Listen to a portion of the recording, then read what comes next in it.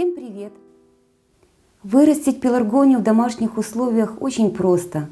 Она будет радовать своими пышными и компактными кустиками и, конечно же, цветением. Но для этого необходимо придерживаться некоторых правил.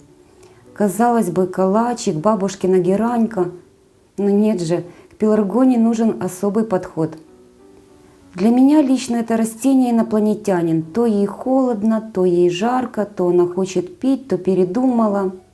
Но мне очень нравится пеларгония. Сейчас такое разнообразие сортов, и я нашла к ней подход. Как правило, пеларгония неохотно кустится, и ей необходима обрезка или прищипка. Обязательно все череночки укореняем, даже если вы не планируете иметь много экземпляров одного сорта.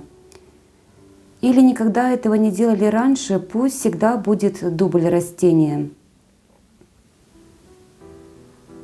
Вытянутое растение в один оголенный стволик нас точно мало порадует, поэтому обязательно нужно обрезать. А такой череночек выбросить просто рука не поднимется. Иногда с растения можно еще обрезать и промежуточный черенок, его тоже можно укоренить.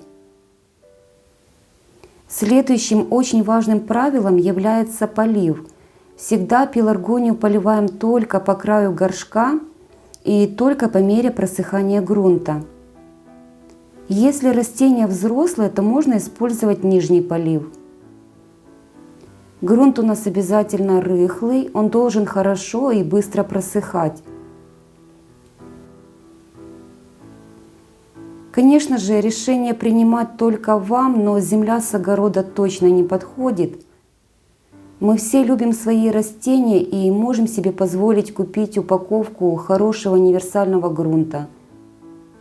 Или хорошо еще растет пеларгония в грунте кокос плюс перлит.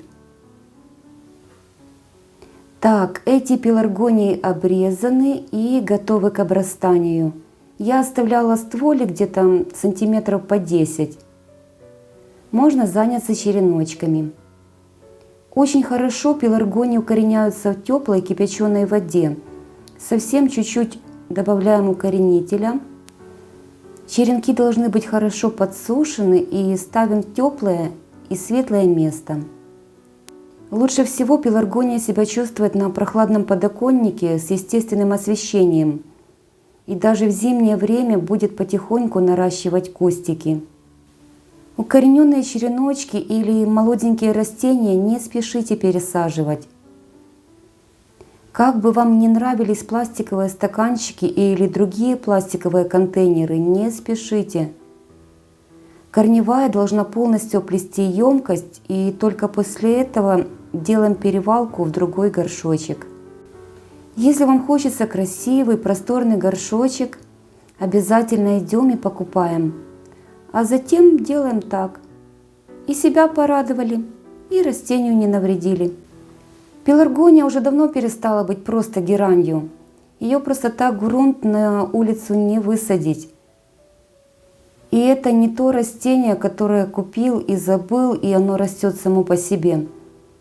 Совсем немного усилий с нашей стороны, и все у нас обязательно получится. Главное, не спешите с поливом. Горшочек только по объему корневой. Хороший грунт и пеларгония нас обязательно порадует. Так как цветет розыбудная пеларгония или тюльпанка или стеллар, не цветет ни одно растение. Очень люблю пестролистные и минички. А ампельная пеларгония всегда будет незаменимым украшением и не только балкона.